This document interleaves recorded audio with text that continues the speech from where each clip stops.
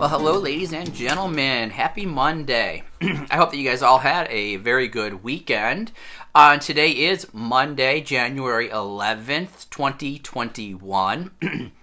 And as you can see by the title for today we are going to be reading and annotating an informational article.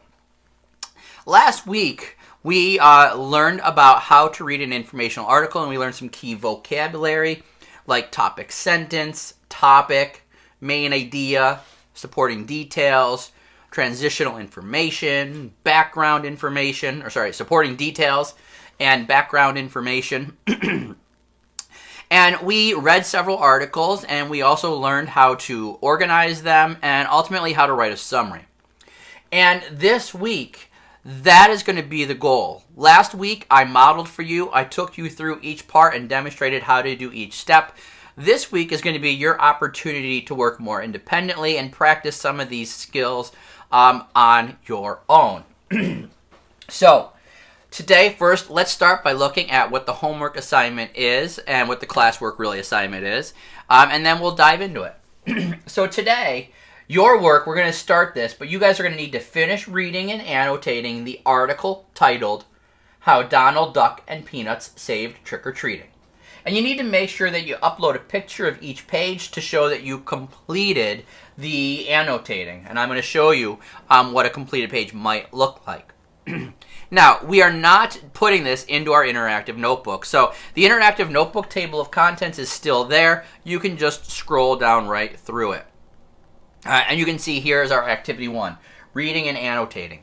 You're going to need just 2 things for today's lesson. One is something to write with. Preferably a color not associated with the colors we've already used. So, I'm grabbing purple because so far this is a color we haven't used. We used yellow for topic, pink for topic sentence, blue for main idea, orange for supporting details, and green for transitional sentences. So I'm just going to grab a purple. If you have just a pencil, that's fine, or just a pen as well.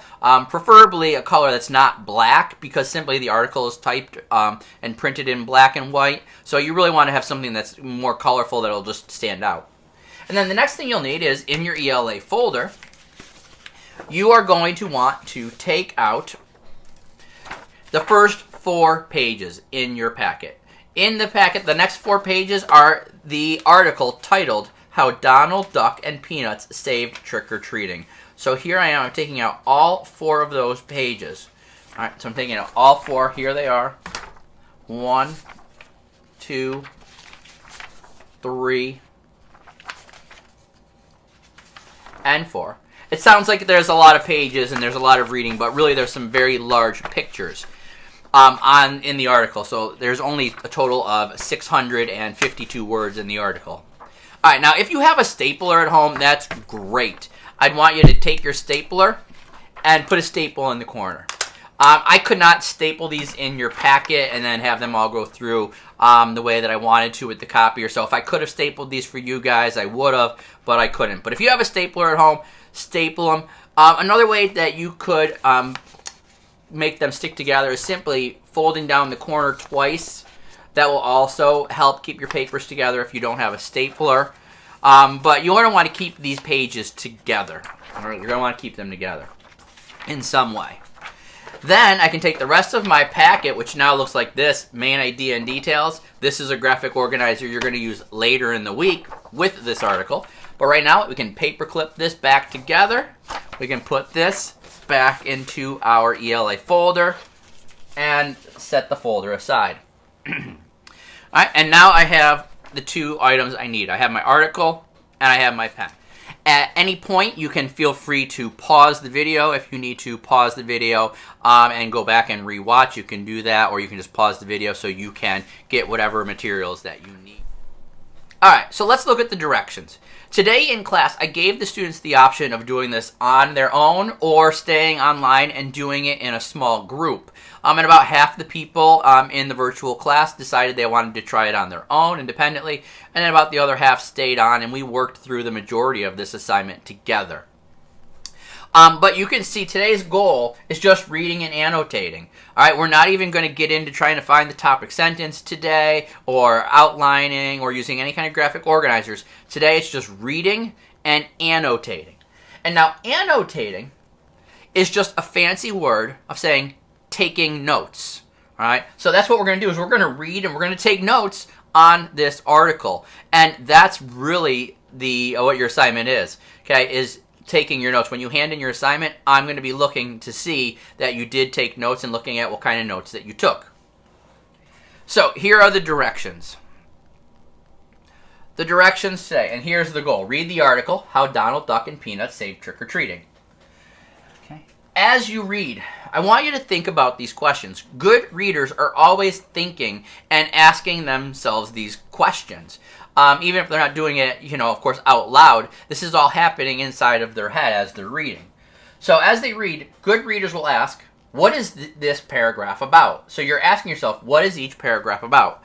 So as I read the article, I'm going to be stopping and I'm going to be pausing to think, what was this paragraph about?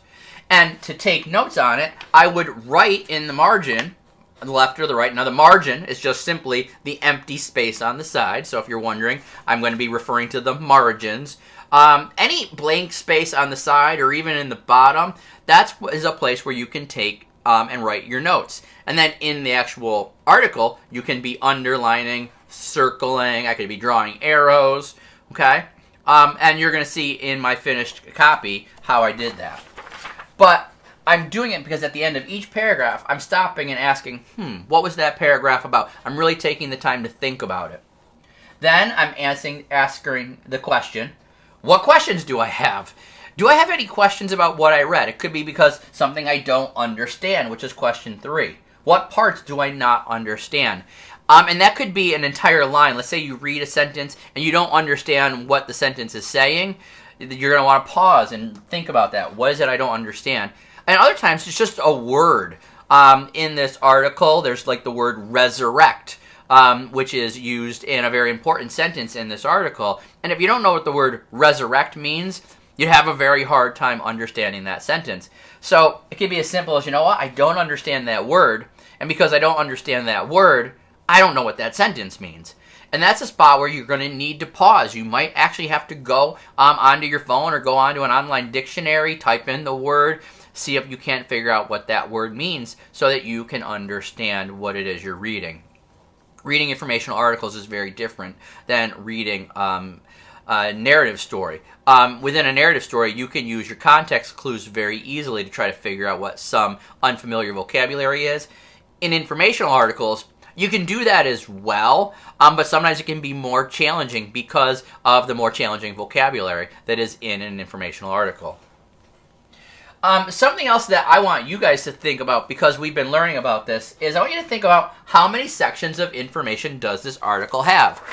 You'll see today, this is the first example of a real published article. The 2 articles we used last week's were ones I could easily use for demonstration with you guys, but this was actually published on News ELA through a website, and it was written by Brian Holland through history.com. And so we're going to see how we can apply the skills that we learned last week with true articles that have been published, which is the ultimate goal.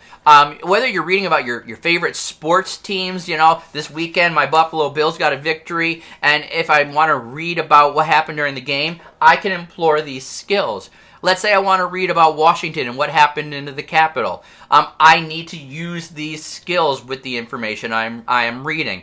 I want to make sure that I'm taking the time to ask, what is it that I'm reading? Do I know what that paragraph is about? Do I understand it, or are there things I don't understand? If there are things I don't understand, how can I make sure that I clarify those? What kinds of tools do I have? And you really want to make sure that you're understanding what is the topic, what's the main idea of this article. And then ultimately, evidence is like your supporting details. What supporting details and evidence in the article make you think that's the main idea? Because when I'm done with this article, and if I was to bring this to you and say, hey, you should read this article, your friend might ask, what's it about? And I should be able to tell them in the main idea, this is what this article is about, using the main idea because I fully understand the article. All right, so with that said, this first step you see is down here. So that's the direction. Here are the steps. The first step says read the article. So the first time through reading it, all I'm going to do is do these things, which all occur up in my head. So I'm going to have my article, and I'm just going to be reading. And as I get to the end of the first paragraph, I'm just going to stop for a second, and I'm going to think about what I've read.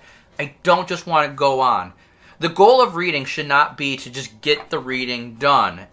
The goal of reading shouldn't be able to just get the reading done and know what it says.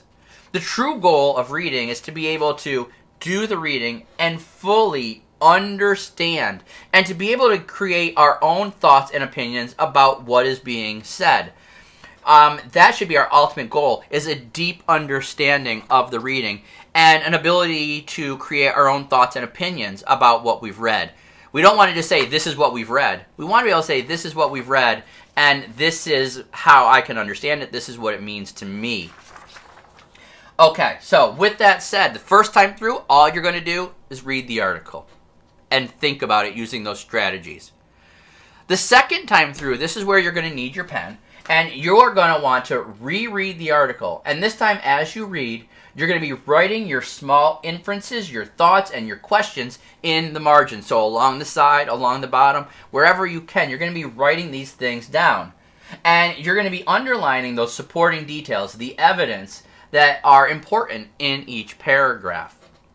Okay, so now in class, again, this is where I gave the students an option. You could either go try this on your own, or you could stay online and you could work with me as I read through it. So here, I'm just going to briefly show you an example, so people that are watching the video, you'll have an example of what it might look like. Okay, so the first time through, let's assume I've read it. I just sat down, I read it, I fully kept taking the time to think about what I've read. And now I'm on step 2. When I get to step 2, I'm going to go over to my document camera now. As I read, you can see here's my article. As I read, though, this time, I'm going to stop and I'm going to pause and I'm going to be writing things down. And I apologize for the glare if there is one. Okay, but here, you can see I've circled several things. One, I circled $8.4 billion, and I wrote wow in the margin because that is a lot of money to spend on Halloween. I also wrote 100 years here in the margin, and I underlined the tradition made its way to the North in America around 1920s and 30s. So this is about 100 years ago, and I know because I've read the article now that Halloween, we think that it's been around forever, but it really hasn't. It's only been around for about 100 years, and that's what this sentence is saying. Here's a couple of challenging vocabulary words that we spoke about in class. Derailed is one, about Halloween being derailed, meaning it was almost died out. And resurrected, there's that word I spoke about before, which basically means bring back from the dead. If you resurrect someone, you're bringing them back from the dead. Of course, this can't really happen in real life, but we know that it happens in fantasy stories. But to resurrect means bring back from the dead. We've also starred this sentence. The sentence that we starred was, it took the combined efforts of cartoons, comics, and candy manufacturers to resurrect or bring back trick-or-treating after World War II and make it what it is today. We start this sentence because there was a strong indication when we think about the title, how Donald Duck and Peanuts saved trick-or-treating. So this article should be all about what Donald Duck and what the Peanuts did to save trick-or-treating. Here, this sentence stood out to me as being a potentially sentence that could be one of our topic sentences. Not one of our topic sentences, but the topic sentence. We know topic sentences are usually near the beginning. We know that topic sentences are the sentence that tells us basically what we're going to be reading about.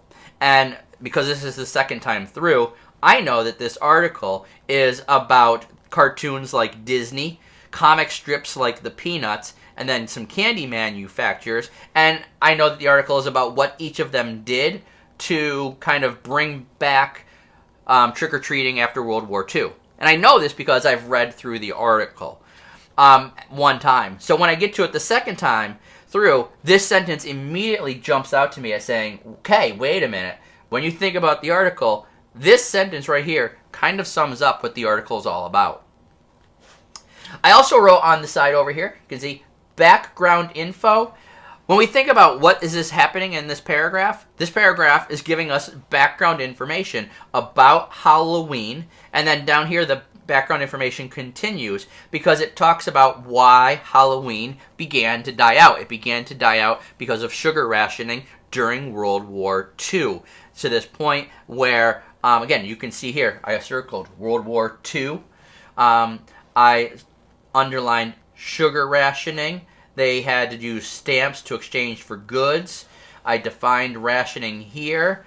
And in here, I even wrote the note, because sugar rationing is basically when stores and governments control how much of a product each person can have. So each person could only have so much sugar. And in my notes, I said, think TP, meaning think toilet paper, meaning think about what happened to the toilet paper back in March and April when the pandemic first hit and schools first shut down and businesses were closing. Everybody ran out to buy toilet paper, and then stores ran out of toilet paper. So some people had all the toilet paper and other people had none. And so stores now, you'll often see, although we have rebounded well, for a while stores would limit you to having one roll or one package of certain products like hand sanitizer and toilet paper. And that's what was happening with sugar during World War II. Basically, what happened in the year 2000 and 2020, what happened with toilet paper and hand sanitizer and face masks happened during World War II, but it happened with sugar. For us, it happened, and our products that were affected were things like toilet paper and hand sanitizer. Okay, and you can see, so when I'm done, this page has got notes written over and in every paragraph, because what I'm doing is I'm reading and I am annotating. I'm writing down notes about what is in this paragraph. You can see here I circled sugar allowances and sugar book, and I wrote my thoughts. Now, you at home should not be just copying my stuff down, because when you annotate, this should always be your own thoughts and your own thinking. For example, here, when you look at here, I'm going to show you here. There's lots of notes down here. So this paragraph was about candy companies, and I wrote down about how candy companies ran ads. And then in here, I wrote down what each paragraph was about. This paragraph was about the Peanuts. This paragraph was about Disney. I wrote down what each one of these paragraphs mainly was happening, how the Peanuts released Halloween comics. Disney released a short film. I underlined some specific evidence. But here's an example of where you can't just copy another person's notes, because this last paragraph is a paragraph about UNICEF.